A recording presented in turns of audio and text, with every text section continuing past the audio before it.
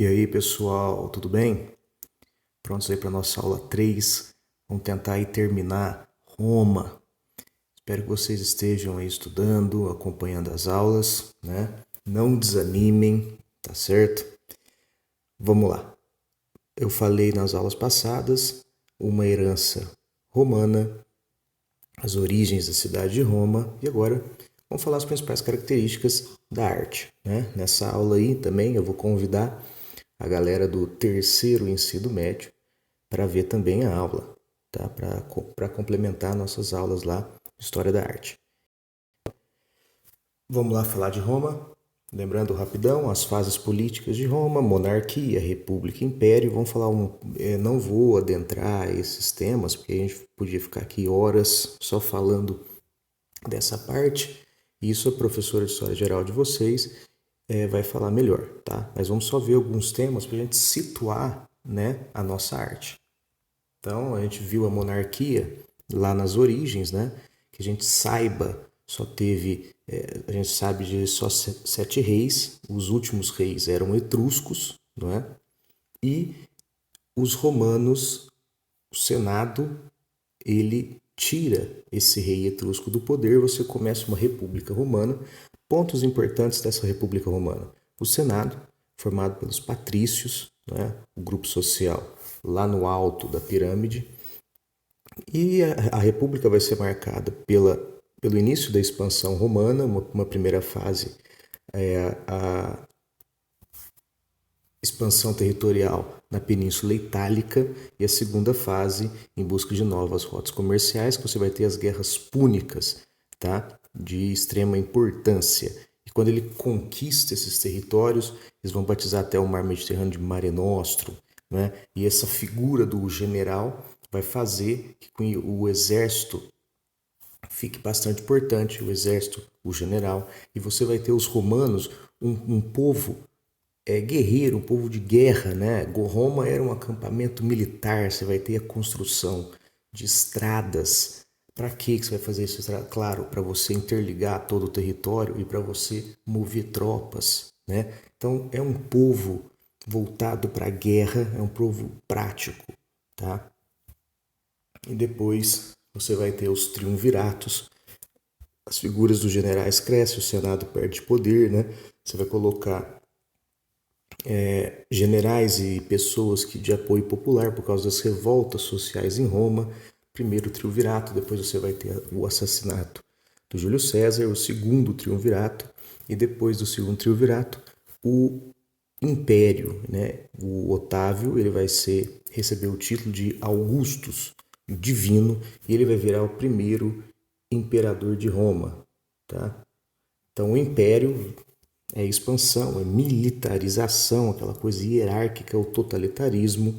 E depois, no final dele, você vai ser marcado pelas invasões bárbaras, a ruralização, o enfraquecimento das fronteiras e o cristianismo como religião, tá certo?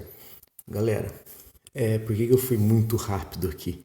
É só para a gente ver aonde vai crescer a arte romana, tá certo?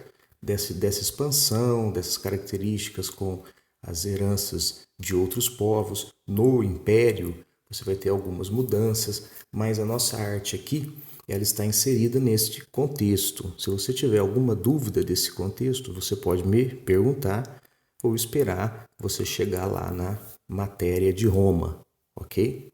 Vamos começar a falar da arte em si, porque senão a sua aula vai ficar gigante. Então eu vou falar aqui os pontos básicos. Então, ele vai ter o diálogo, ele teve um diálogo com o grego através do etrusco, que eu falei na aula 1, e depois ele vai ter o contato direto com os gregos, tá? Só que as esculturas, os romanos eles serão colecionadores da arte grega, eles vão se inspirar muito na arte grega, só que, claro, vai ter o toque deles, não é? E qual que é essa exclusividade que quem lembra da aula de etrusco vai saber? O grego, ele era idealista, a idealização em suas obras, e o romano vai ser o quê? Retratista. Ele vai o realismo, tá? Então você vai ter essas diferenças. Então você tem uma base grega, sim, tá? Mas ele vai ter o seu tempero, as suas diferenças. Olha esse busto aí de um senador romano. Olha os traços do rosto dele. Um grego antigo nunca iria fazer uma estátua desse jeito, porque a estátua do grego tinha função política, ética, de que o que nós todos temos em comum. O romano não. O romano ele vai falar assim, o que temos em particular, o que temos de diferente. E qual é a teoria desse realismo, né? Começa no culto dos deuses lares. Lembrando, a religião romana era, nesse início, politeísta, tá? Então você vai ter o culto aos deuses dele, público, guerra, colheita, mas cultos domésticos. Os mortos, os antepassados, quando eles morrem, né? Eles vão virar deuses daquelas famílias. Então, para eles guardarem, né, a lembrança da face desses mortos, o que eles faziam? Eles faziam uma espécie de cera, né, do favo de mel e passava no rosto e deixava aquela máscara secar.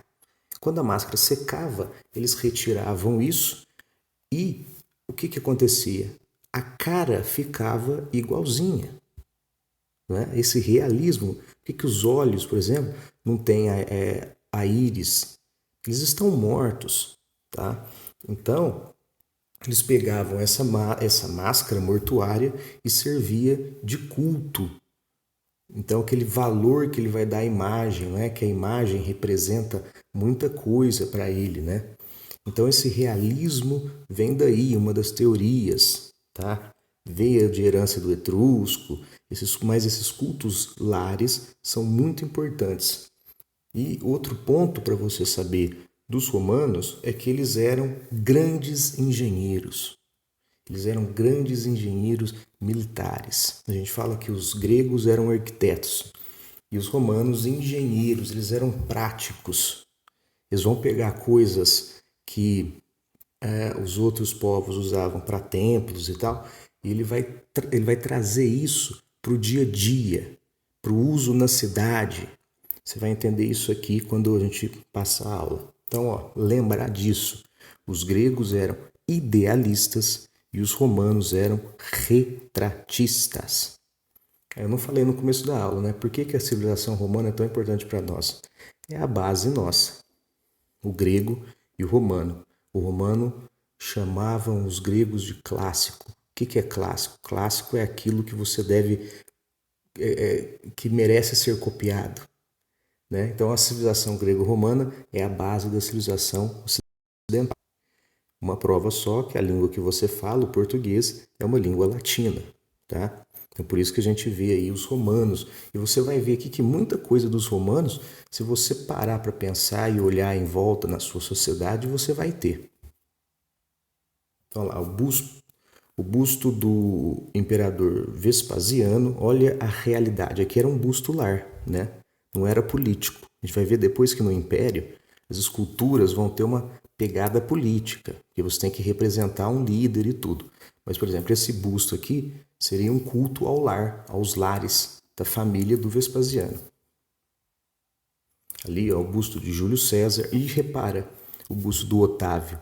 O Otávio já imperador. Aí você vai ter que ter uma idealização porque você está representando o imperador. Não é? O imperador falando com seus súditos. Então aí você vai ter essa idealização, só que mantém o realismo, hein? Mantém o realismo, porque até senão você não ia saber quem era o Otávio ou não. Otávio Augusto, lembrando, nosso aí primeiro imperador romano, a época da Pax Romana. Ali, do lado esquerdo, você tem a estátua de Prima Porta do Otávio Augusto. Prima Porta que ficava na porta de Roma, ele falando com seus súditos. Não é? Ali seria a figura de Eros, relacionando ele aos deuses, imperador. E aí você tem uma das raras estátuas equestres que sobraram de Roma. Roma fazia muita estátua equestre dos imperadores, a cavalo. Mas só quando os cristãos começaram a dominar o Império Romano ali, né, culturalmente, eles destruíram muitas dessas estátuas, né? Que é o imperador Marco Aurélio, tá? Os romanos confundiram de imperadores, né? E sobreviveu essa. Então, outro ponto importante, hein? Muitas estátuas gregas que a gente conhece hoje são cópias romanas. E o romano, ele leva a arte para o interior das casas. Então não era comum ter estátua e tal dentro de casa, no jardim. E o romano faz isso. Eles vão olhar as plantas das casas romanas e vão trazer para essas vilas, né, essas casas dele, vai colocar uma estátua grega lá, de inspiração grega, tá? Ele vai trazer a arte para esse ambiente privado. É importante notar isso também. Claro, então vamos para a parte mais importante, que é a arquitetura, a engenharia, a arte que vai ser mais desenvolvida pelos romanos. Vai ser para quê? Na época do Império, para exaltação do Estado. Gente, é óbvio, arte e política. Você usa da arte para você consolidar a política. Quais são as principais construções? Arenas, anfiteatros, aquedutos e as termas, os banhos, tá? O principal, a base dessa arquitetura, dessa engenharia, os arcos e as abóbadas. Abóbadas, aquele meio círculo. Então, com o uso do arco, você vai poder fazer templos, teatros, anfiteatros, arenas muito maior. Né? O arco vai ajudar a você ter uma dimensão maior do que as colunas. Então, você vai ter templos mais grandiosos, assim, né, em comparação com os gregos. Que o arco você vai colocando uma pedra contraindo na outra, vai formar aquele arco, você distribui o peso melhor. E a abóbada a mesma coisa, tá certo? Então, vamos dar uma olhadinha aí na engenharia romana. Isso aí é o templo de Arapaces. Isso aí foi uma construção do Otávio, em homenagem aí à família dele. É um templo em mármore de Carrara. Os romanos usavam muito mármore. E eles tinham um concreto, né, que só eles sabiam a receita, e eles construíam usando esse concreto, e para tampar o concreto, eles colocavam placas de mármore para ficar lisinho, né? Esse é um templo em homenagem à família do Otávio Augusto, cheio de baixos relevos. Tá? Olha o mármore aí, olha aqui. Ali do lado esquerdo seria a representação de Roma. Seria Rômulo e Remo, a sua origem. Roma dominando os ares, olha o pássaro. A terra, olha os animais. Embaixo você tem a ovelha, o gado, né? A prosperidade de Roma, tá certo? Da época do Império, da Pax Romana. E aqui seria pessoas próximas a Otávio Augusto. Então você tem uma inspiração grega, que é o uso desses relevos, tá? Mas e o tempero romano? Você dá o caráter de cada um. Quem são? Nas esculturas gregas você não sabia, você representa o atleta, mas você não sabe quem é o atleta. Aqui você vai ter essa característica de representação. Aqui é o templo de Maison Carré, lá na França. Esse aqui, vamos ver a diferença do templo romano com o grego.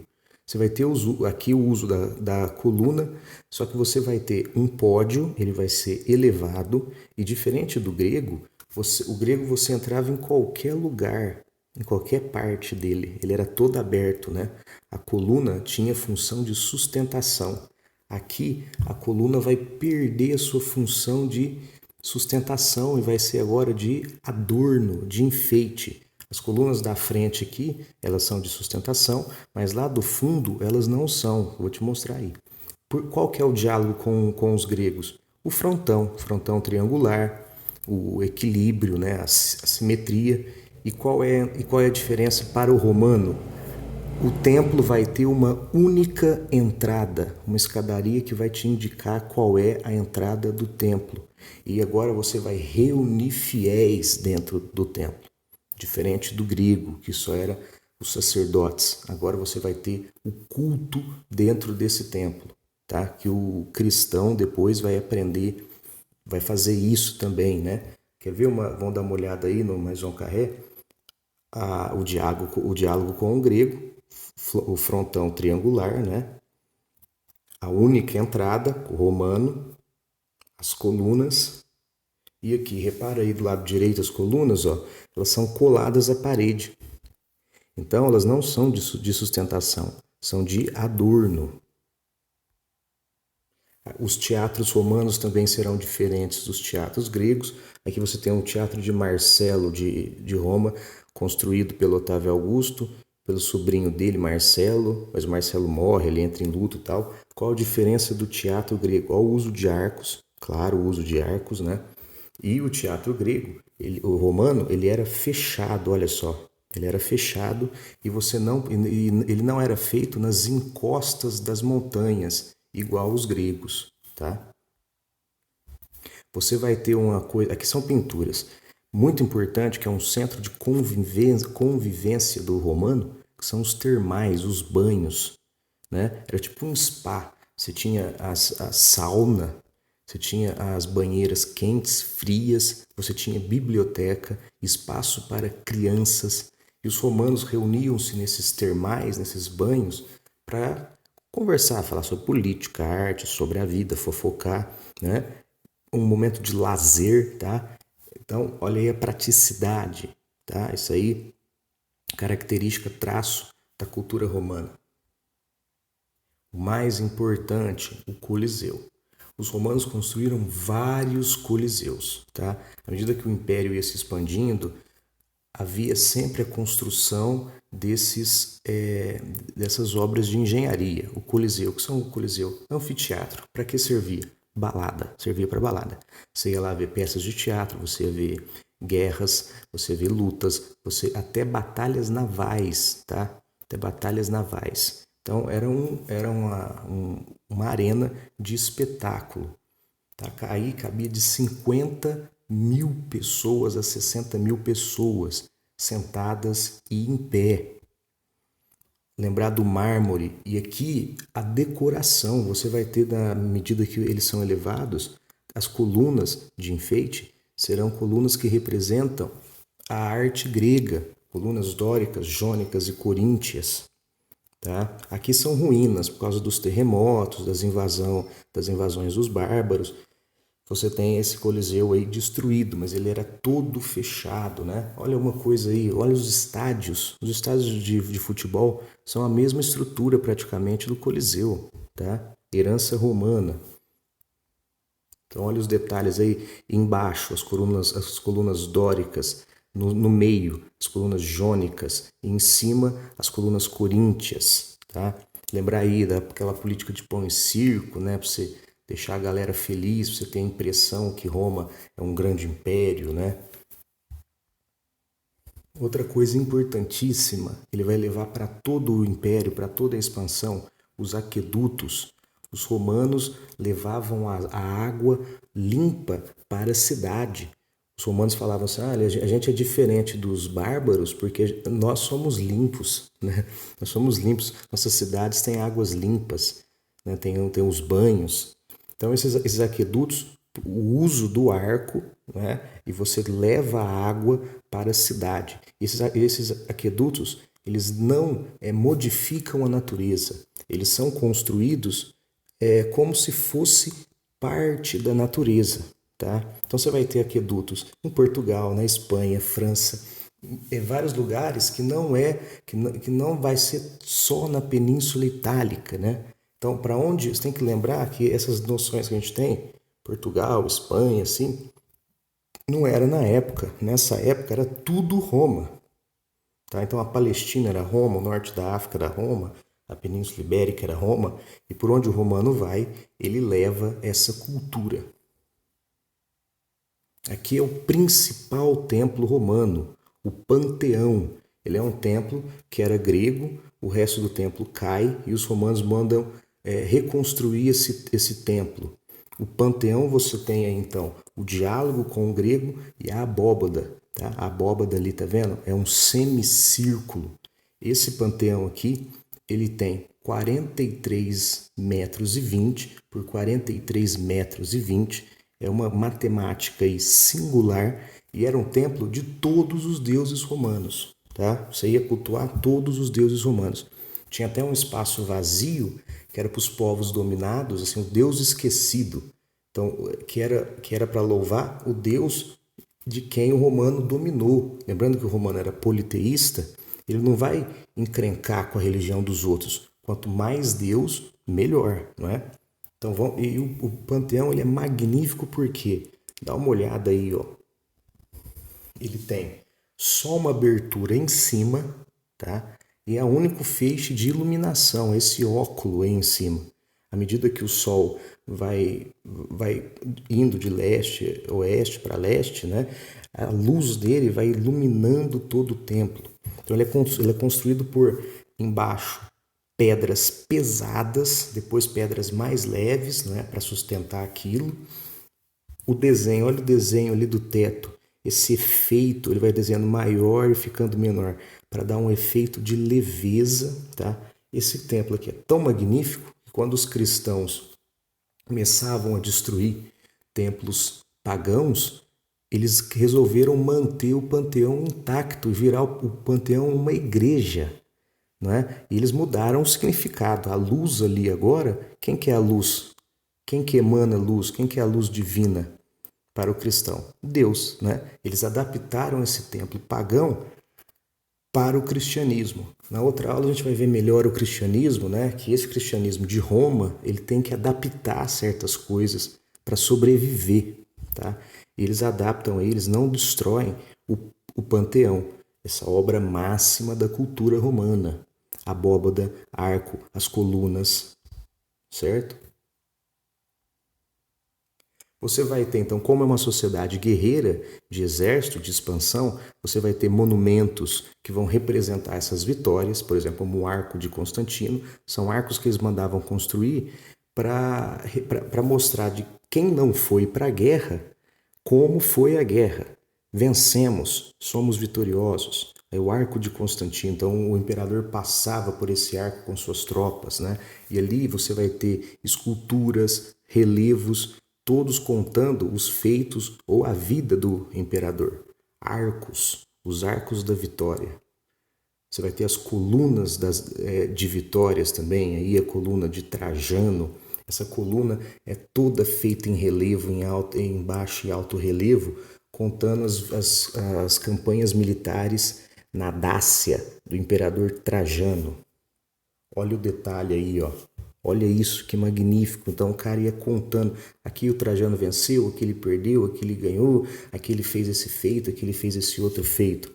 Isso aí, ó, tem um historiador da arte que vai falar que isso aí é criação do cinema. São várias cenas nessas colunas, colunas das vitórias. Relaciona isso com a guerra, olha isso. É você mostrar para o romano quem é que manda, não é verdade?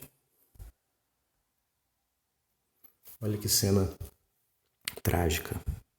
Alguém lembra disso aí? O que é isso?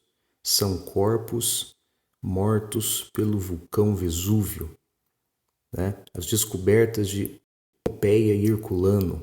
Isso aí tem tudo à exposição, porque as pessoas morreram sem ar, com falta de ar. E aí a lava veio e o vulcão petrificou esses corpos. Então você tem na Itália, esses corpos expostos mostram até a face de alguns, o que eles estavam fazendo.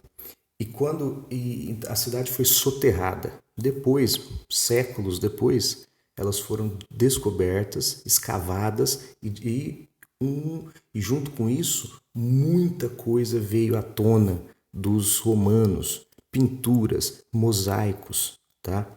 E nessas cidades aí de Pompeia e Herculano, claro, em aula a gente vai ver muito mais detalhe, mas aqui a gente vai ver as pinturas romanas na Vila dos Mistérios, Pompeia, você vai ter essas pinturas. O que são essas pinturas? São afrescos, então eles fazem uma massa, né, tipo um gesso, uma coisa molhada, pinta em cima dela a fresco, depois passa uma camada aí para ela ficar iluminada.